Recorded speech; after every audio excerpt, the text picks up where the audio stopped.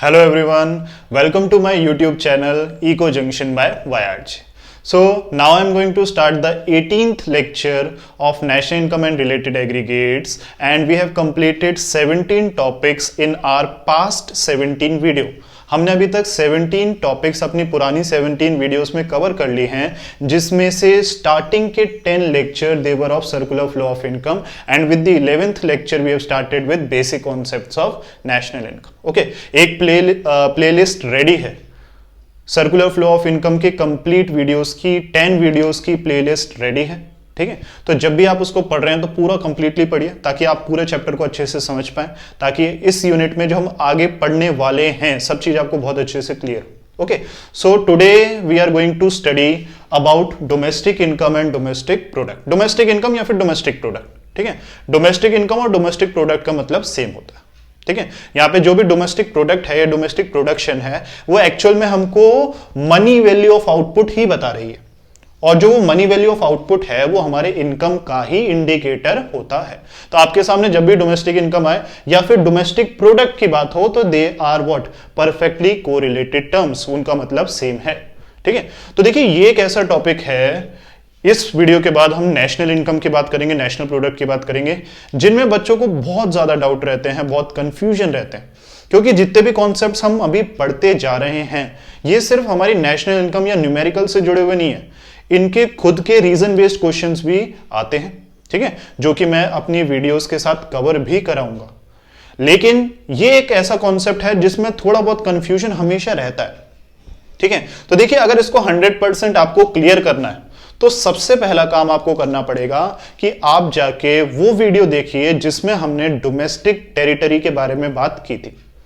First video of basic concepts of national income, 11th video, 11th lecture of national income and related aggregates. तो उसमें मैंने बात करी थी कि डोमेस्टिक टेरिटरी क्या होती है.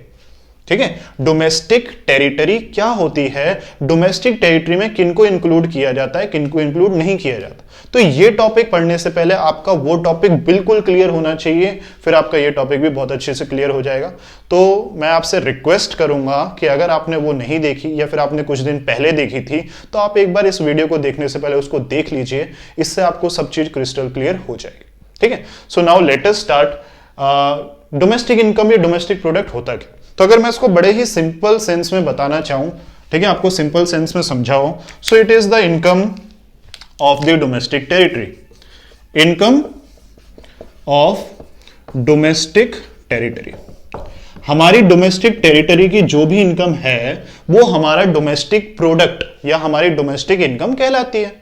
बड़ी सिंपल सी बात है क्या, कि भाई जो डोमेस्टिक टेरिटरी थी उसकी ओवरऑल इनकम क्या है, हमारी डोमेस्टिक इनकम या डोमेस्टिक प्रोडक्ट. लेकिन यहां पे ध्यान में रखने वाली बात क्या है, यहां पे ध्यान में रखने वाली बात यह है कि आपको पता होना चाहिए कि डोमेस्टिक टेरिटरी में हम किनको इंक्लूड करते थे, किन पर्सन, किन इंस्टीट्यूशंस को इंक्लूड करते थे और किनको नहीं करते थे. तो जो हमारी डोमेस्टिक टेरिटरी का पार्ट नहीं थे, जो हमारी डोमेस्टिक टेरिटरी में इंक्लूड नहीं होते थे, उनकी इनकम को हम अपने डोमेस्टिक इनकम, डोमेस्टिक प्रोडक्ट नहीं कह सकते. जैसे कि हमने बात करी थी, कुछ एग्जांपल ले लेता हूं ताकि ये समझना थोड़ा इजी हो जाए. जैसे हमने बात करी थी embassies of rest of the world in our country, तो वो हमारी डोमेस्टिक टेरिटरी का पार्ट नहीं है, क्योंकि उनके ऊपर हमारी पॉलिटिकल गवर्नेंस नहीं चल रही. मान लीजिए रशियन एम्बेसी है, तो वो रशियन एम्बेसी इन इंडिया, मान लीजिए कि वो रशियन एम्बेसी इंडिया में है, लेकिन वो हमारी डोमेस्टिक टेरिटरी नहीं है, हमारी डोमेस्टिक टेरिटरी का पार्ट बिल्कुल भी नहीं है. ठीक है, थोड़ा सा भी कंफ्यूजन हो वीडियो अच्छे से जाके देख लो. ठीक है ना, वो हमारी डोमेस्टिक टेरिटरी का पार्ट बिल्कुल भी नहीं है.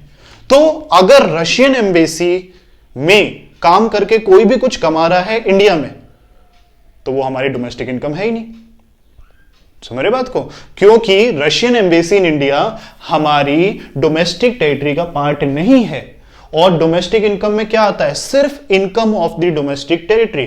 जो भी इंडिविजुअल्स, इंस्टीट्यूशंस हमारी डोमेस्टिक टेरिटरी का पार्ट हैं, वो ही हमारी डोमेस्टिक इनकम या डोमेस्टिक प्रोडक्ट को अकाउंट करते हैं. सिंपल सी. ठीक है, चलो इतना आपको समझ में आ गया होगा. अब आगे समझने वाली बात यह है कि जो डोमेस्टिक टेरिटरी होती है ना, डोमेस्टिक टेरिटरी में डोमेस्टिक टेरिटरी में हमारे रेजिडेंट्स भी इंक्लूड होते हैं, residents of our country, residents of our country, और हमारी डोमेस्टिक टेरिटरी में नॉन रेजिडेंट्स के भी कुछ इंस्टीट्यूशंस हैं, ठीक है, non residents of our country.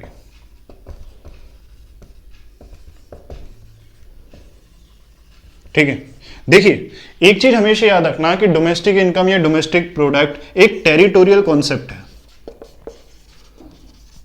ठीक है, डोमेस्टिक इनकम या फिर डोमेस्टिक प्रोडक्ट क्या है? एक टेरिटोरियल कॉन्सेप्ट। ये टेरिटरी के ऊपर क्या करता है? फोकस करता है। ये कहता है कि अगर हम इंडियन डोमेस्टिक प्रोडक्ट की बात करते हैं या इंडियन डोमेस्टिक इनकम की बात करते हैं, डोमेस्टिक इनकम ऑफ इंडिया, तो आप इंडियन डोमेस्टिक टेरिटरी को देखिए। हमारी इंडियन डोमेस्टिक टेरिटरी में जितने भी रेसिडेंट्स और जितने भी नॉन रेसिडेंट्स ऑपरेट कर रहे हैं, उनकी फैक्टर इनकम को हम क्या बोलेंगे? उनकी फैक्टर इनकम को इंडियन डोमेस्टिक इनकम का पार्ट बताएंगे, लेकिन सिर्फ इंडियन डोमेस्टिक टेरिटरी के अंदर। अब जैसे कि मैंने एमबेसी की बात करी, वो हमारी इंडियन डोमेस्टिक टेरिटरी है ही नहीं, वो टेरिटरी है रेस्ट ऑफ द वर्ल्ड की। तो वहां पे चाहे हमारा इंडियन रेसिडेंट हो चाहे नॉन रेसिडेंट हो, उससे कोई मतलब नहीं पड़ता। ठीक है, थोड़ा सा दिमाग लगाओ, थोड़ा सा ध्यान से समझो कि भाई देखिए यहां पे होता क्या है, टेरिटोरियल कॉन्सेप्ट वर्क करता है। ये बात कर रहा है कि इंडियन डोमेस्टिक टेरिटरी की इनकम, इंडियन डोमेस्टिक टेरिटरी की इनकम।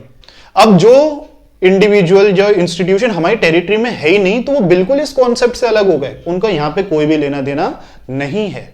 हाँ, जो हमारी टेरिटरी की बात होती है, जो हमारी टेरिटरी में इंक्लूडेड हैं, अब उन इंक्लूडेड में से कुछ रेसिडेंट्स भी हैं, कुछ नॉन रेसिडेंट्स भी हैं।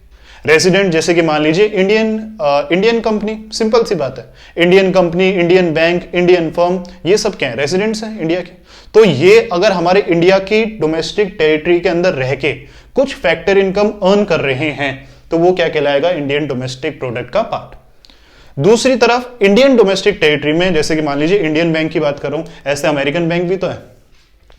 अगर अमेरिकन बैंक इंडिया में आ रहा है तो उसको इंडियन पॉलिटिकल गवर्नेंस को ओबे करना पड़ रहा है।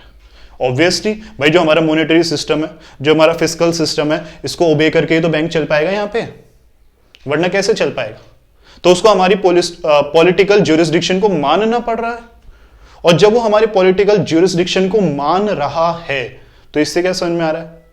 इससे समझ में आ रहा है कि वो हमारी डोमेस्टिक टेरिटरी का पार्ट है, लेकिन वो हमारा रेसिडेंट नहीं है।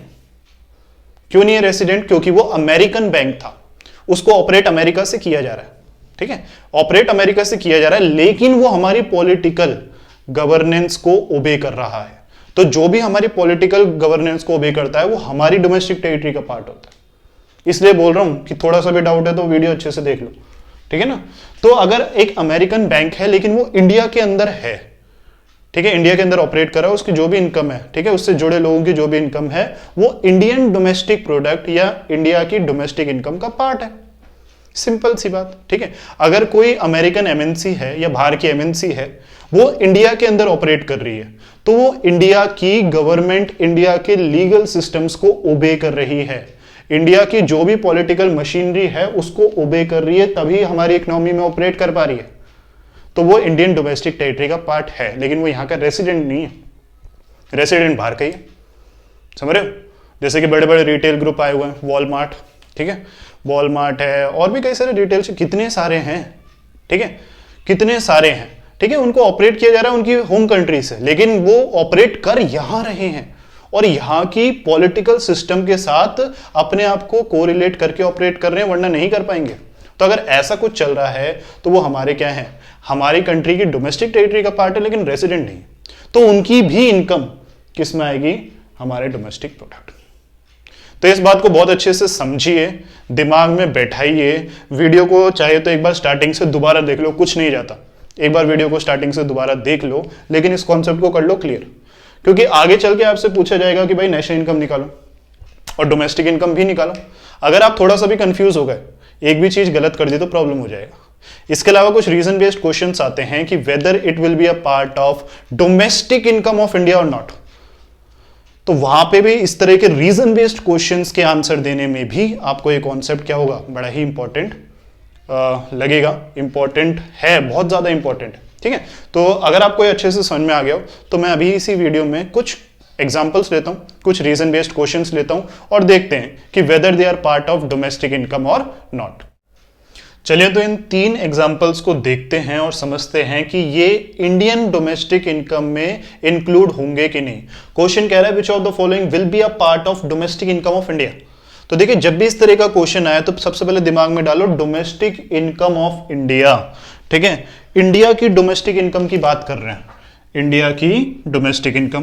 तो सबसे पहले भाई टेरिटोरियल कॉन्सेप्ट के हिसाब से दिमाग में क्या जाना चाहिए कि इंडिया की डोमेस्टिक इनकम में वही आएगा जो इंडियन डोमेस्टिक टेरिटरी का पार्ट है, चाहे वो रेसिडेंट हो चाहे वो नॉन रेसिडेंट हो, लेकिन आएगा कौन, जो इंडिया की डोमेस्टिक टेरिटरी का पार्ट है। तो यहां पे डोमेस्टिक टेरिटरी के ऊपर फोकस करो, डोमेस्टिक टेरिटरी पकड़ के चलो। अब पहला एग्जांपल पढ़ते हैं और देखते हैं कि ये हमारी डोमेस्टिक टेरिटरी में आएगा कि नहीं। Profits earned bye foreign company in India. ठीक है, तो देखिए यहां पे क्या क्या चीज फोकस डालने वाली है, वो है प्रॉफिट्स किसने कमाया, फॉरेन कंपनी इन इंडिया। ठीक है, तो मेरे को फोकस किसके ऊपर रखना है कि whether it is a part of domestic territory of India और नॉट। इंडिया में है, फॉरेन कंपनी है, अगर फॉरेन कंपनी इंडिया में ऑपरेट कर रही है तो obviously they are following the Indian political system, they are obeying the Indian political system, they have to adapt themselves to our political machinery, तो it is a part of our domestic territory। तो अगर वो domestic territory का part है उसकी जो भी factor income होगी वो इंक्लूड होगी। एक बात और याद रखना, ये चीज मत भूल जाना कि सिर्फ फैक्टर इनकम इंक्लूड होंगी, ट्रांसफर इनकम इंक्लूड नहीं होंगी। तो प्रॉफिट्स भी एक फैक्टर इनकम है, ओके भाई, foreign company in India, India के अंदर है और ये हमारी डोमेस्टिक टेरिटरी का पार्ट है क्योंकि हमारी पॉलिटिकल मशीनरी को भी कर रही है। तो मैं बोलूंगा कि yes this will be included in our domestic territory and that's why it is a part of Indian domestic income. चलिए नेक्स्ट देखते हैं। ध्यान में क्या रखना है, ध्यान में रखना है कि इंडियन डोमेस्टिक टेरिटरी का पार्ट है या नहीं। आगे देखते हैं, सैलरीज। ओके चलिए, तो ये इंपॉर्टेंट वर्ड है, salaries to resident of England, resident of England working in Indian embassy in England. ठीक है, तो आपको पता है यहां पे फोकस क्या क्या करना है, सैलरीज, तो ओके फैक्टर इनकम है। अब सैलरी को हटा दो, मत ध्यान दो इसके ऊपर। रेसिडेंट ऑफ इंग्लैंड, चलिए आगे चलते हैं क्योंकि हमको फोकस किसके ऊपर करना है, डोमेस्टिक टेरिटरी। डोमेस्टिक टेरिटरी है या नहीं उसके ऊपर फोकस करेंगे। Working in Indian embassy in England, England के अंदर इंडियन एम्बेसी है, तो अगर हमारी इंडियन एम्बेसी है तो इंडियन एम्बेसी तो रेस्ट ऑफ द वर्ल्ड में कहीं पे भी हो वो तो हमारी डोमेस्टिक टेरिटरी का पार्ट है। हमने बात करी थी ना कि एम्बेसी किसी भी जगह पे हो रेस्ट ऑफ द वर्ल्ड में, लेकिन वो अपनी होम कंट्री का पार्ट होती है। तो अगर इंडियन एम्बेसी इंग्लैंड में है तो वो हमारी डोमेस्टिक टेरिटरी का पार्ट है। तो अगर मान लीजिए वो हमारी डोमेस्टिक टेरिटरी का पार्ट है तो ऑब्वियसली उससे जुड़े हुए जो भी लोग हैं और अपनी फैक्टर इनकम कमा रहे हैं तो इट विल बी इंक्लूडेड। समझ रहे हो इंक्लूड क्यों हुआ? सबसे पहले देखना है कि हमारी डोमेस्टिक टेरिटरी का पार्ट है, yes it is a part of our domestic territory because this was Indian embassy, कहीं भी हो फिर ये मायने नहीं रखता, इंग्लैंड, ब्राजील, जर्मनी, फ्रांस, कुछ भी हो, इंडियन एम्बेसी हमारी डोमेस्टिक टेरिटरी का पार्ट है। यहां पे लोग, अब हमने बात करी थी रेसिडेंट, है ना, यहां पे हमने बात करी थी कि मान लो हमारी डोमेस्टिक टेरिटरी में चाहे रेसिडेंट हो चाहे नॉन रेसिडेंट हो उन सब की फैक्टर इनकम इंक्लूड होगी। तो हमारी डोमेस्टिक टेरिटरी में एक नॉन रेसिडेंट इंडियन की कुछ फैक्टर इनकम है, तो सिमिलरली वो अब यहां पे डोमेस्टिक इनकम ऑफ इंडिया में इंक्लूड होगी क्योंकि हमने बोला था कि भाई फोकस रखना है डोमेस्टिक टेरिटरी में। अब डोमेस्टिक टेरिटरी में चाहे रेसिडेंट कमाए चाहे नॉन रेसिडेंट कमाए वो डोमेस्टिक टेरिटरी की इनकम है। तो डोमेस्टिक टेरिटरी हो गई, अब इसमें नॉन रेसिडेंट कमा रहे तो क्या हुआ, तो भी हमारी डोमेस्टिक प्रोडक्ट में इंक्लूड होगा। ठीक है, किसके ऊपर फोकस रखो, डोमेस्टिक टेरिटरी ऑफ इंडिया। चलिए नेक्स्ट देखते हैं, सैलरीज टू इंडियन। अब ठीक है, फिर मैं मार्क कर लेता हूं सैलरीज। ठीक है, तो एक चीज हो गई ट्रांसफर इनकम है, Indian residents working in Pakistan embassy in India.